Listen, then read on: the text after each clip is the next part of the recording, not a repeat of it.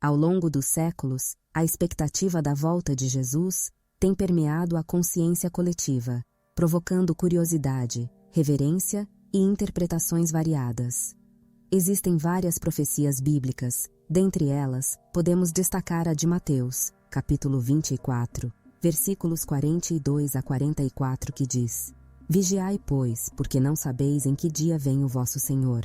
Sabei, porém, isto: se o dono da casa soubesse a que vigília da noite havia de vir o ladrão, vigiaria e não deixaria minar a sua casa. Por isso ficai também vós apercebidos, porque numa hora em que não penseis, virá o Filho do Homem.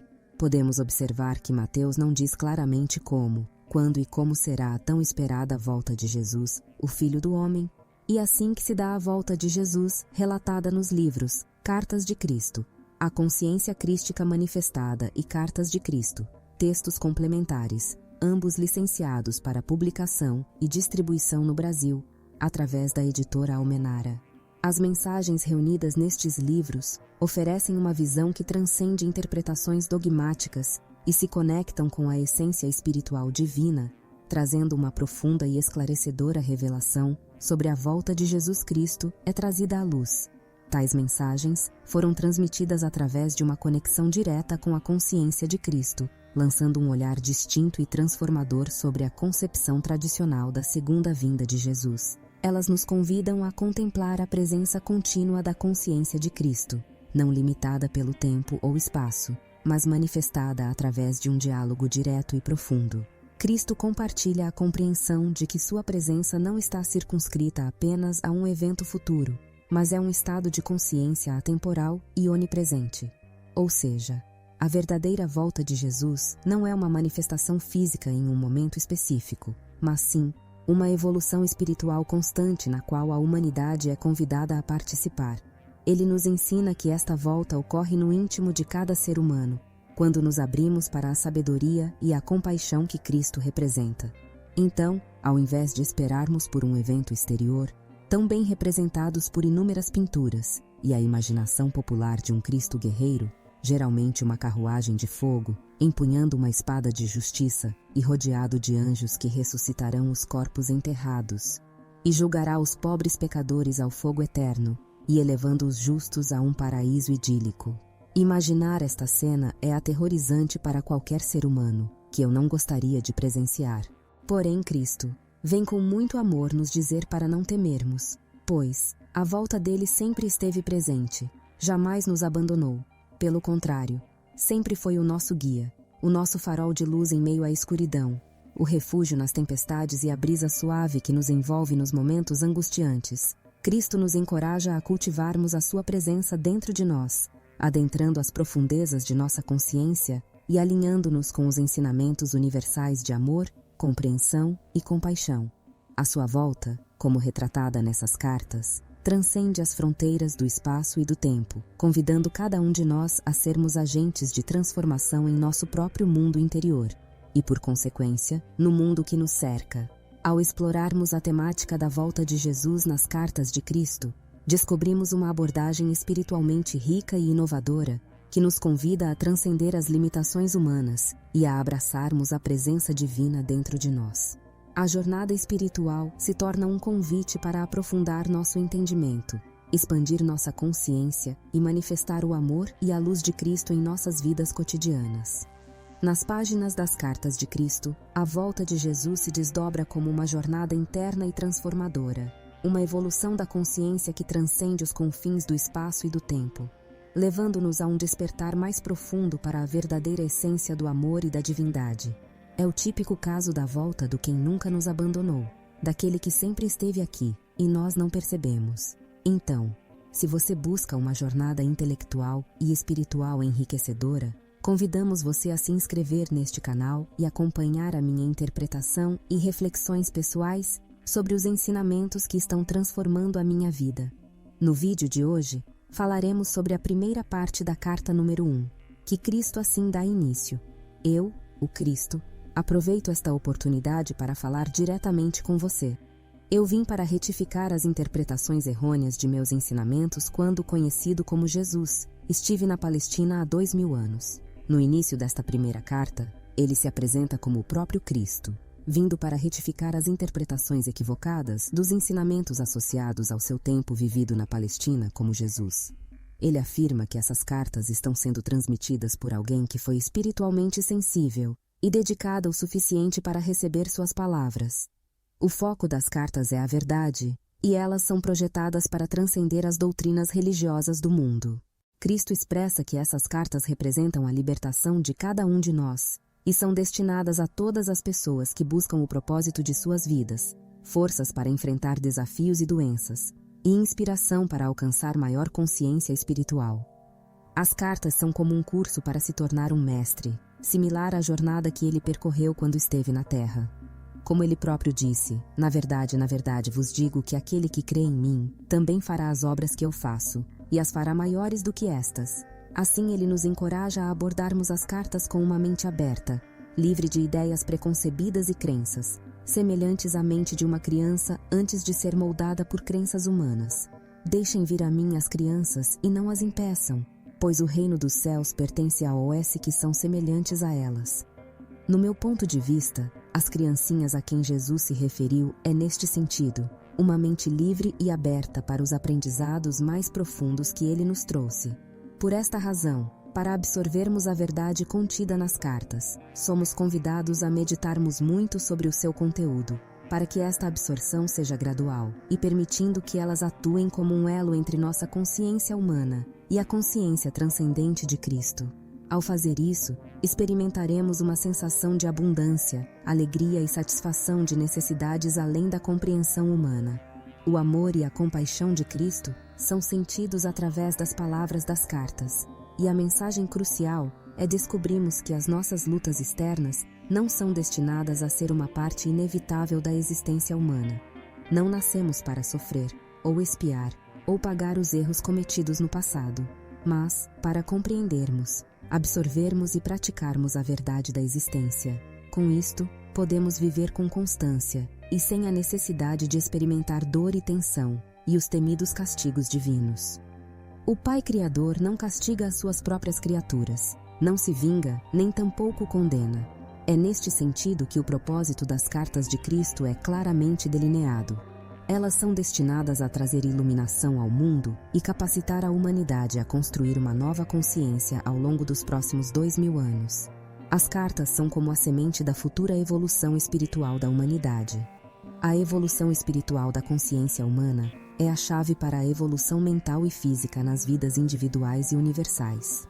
Esse processo leva a humanidade a estados mais harmoniosos de bem-estar, conforto e abundância em todos os aspectos da vida.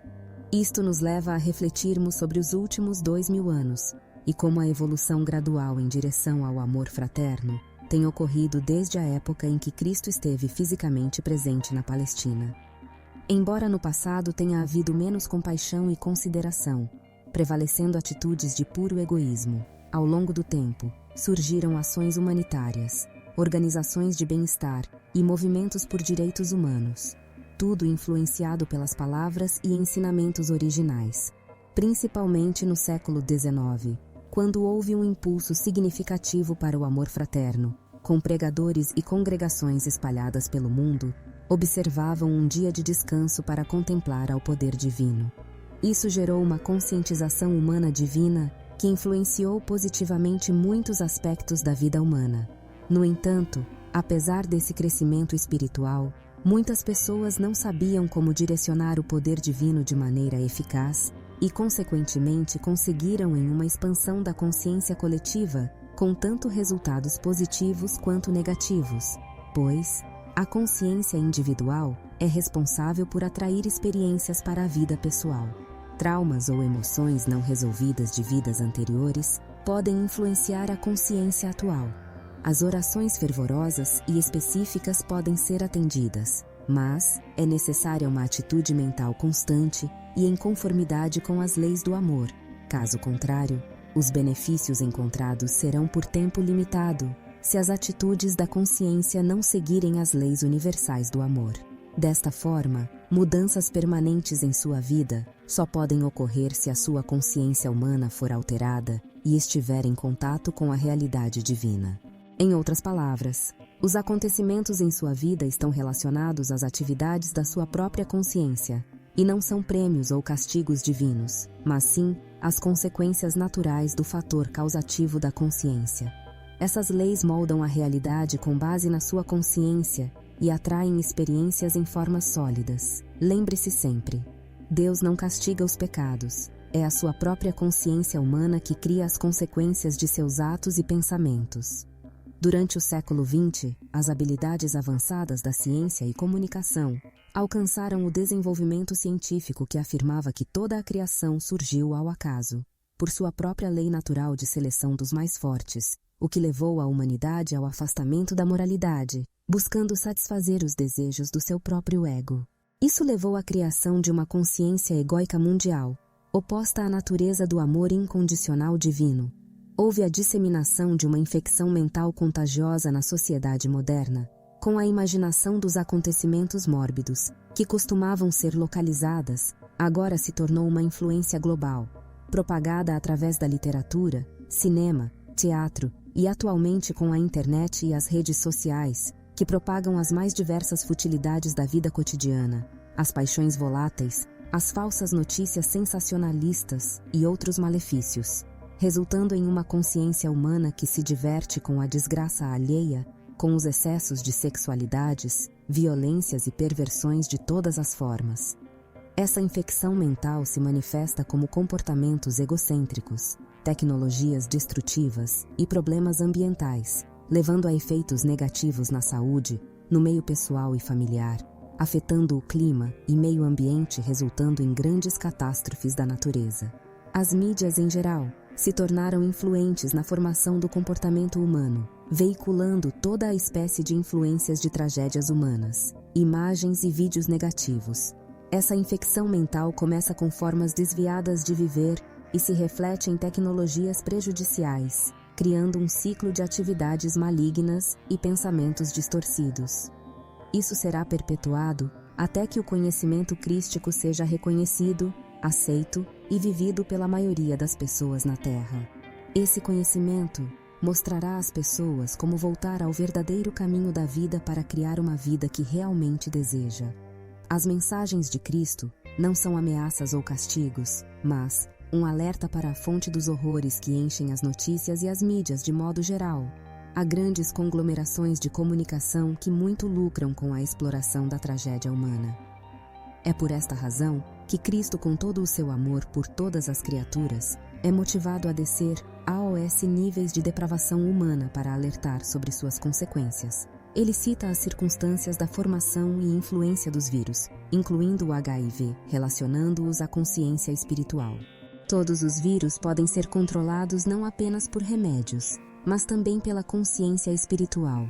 Os impulsos virulentos e violentos da consciência humana emitem partículas elétricas que podem se manifestar como vírus venenosos que atacam os incautos e despreparados.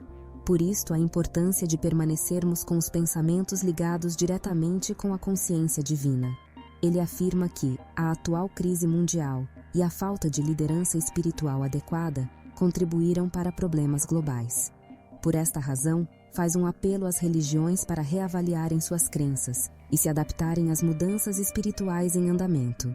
Elas deveriam buscar a inspiração genuína e abandonar as velhas crenças que não estão cumprindo suas promessas. Deveriam se unir umas às outras e disseminarem a importância do amor fraterno como uma prática contínua na vida diária, para combater as forças destrutivas da consciência global. E com isto, a humanidade avançará rapidamente para o próximo estágio de desenvolvimento, para enfrentar as forças destrutivas presentes na sociedade. Cristo fala sobre a necessidade de uma visão mais elevada e a importância de introduzir na vida diária para evitar a aniquilação do mundo físico. Ele destaca que sem essa visão não pode haver evolução espiritual, nem a realização dos desejos mais profundos das pessoas. Cristo enfatiza que a percepção da vida como fardo e privação é tolerada pela mídia, e isso pode levar à miséria que as pessoas jamais imaginaram. Ele faz um apelo para elevar a consciência humana, para que as pessoas possam ver a realidade do amor por trás e dentro de toda a existência. Quando essa verdade for compreendida e aceita, o amor é encorajado a manifestar-se de várias formas na vida e no meio ambiente, levando a uma espiral espiritual de vida mais elevada. É importante entender a verdadeira natureza do ser e se tornar autêntico. Ele faz a pergunta: quem é você realmente? Esta pergunta será respondida nas páginas das cartas, guiando as pessoas para a integridade e confiança. A visão transmitida nas cartas pode ser diferente do que está escrito no Novo Testamento, mas essa diferença é resultado das crenças de seus discípulos e das influências da época. Cristo revela que está escrevendo as cartas para oferecer sua verdade pessoal, livre de interpretações errôneas e para compartilhar os segredos do reino de Deus que seus seguidores não compreenderam plenamente. Ao embarcarmos nessa jornada de descoberta espiritual e autorrealização, é fundamental acolhermos as cartas de Cristo, com amor, compreensão e gratidão. Elas são um presente divino, uma bússola para navegarmos nas águas da vida com sabedoria, compaixão e amor, encontrando nossa verdadeira essência espiritual e vivendo em harmonia com as leis universais. Ao aplicarmos os ensinamentos dessas cartas em nossas vidas cotidianas, abrimos espaço para o crescimento interior, a expansão da consciência e a realização do propósito mais elevado de nossa existência. O Deus que há em mim é o mesmo que há em você. Juntos, somos gratidão pela sua existência. No próximo vídeo falaremos sobre a infância e juventude de Jesus, que não foram mencionadas no Novo Testamento. Deixe os seus comentários e até o próximo vídeo.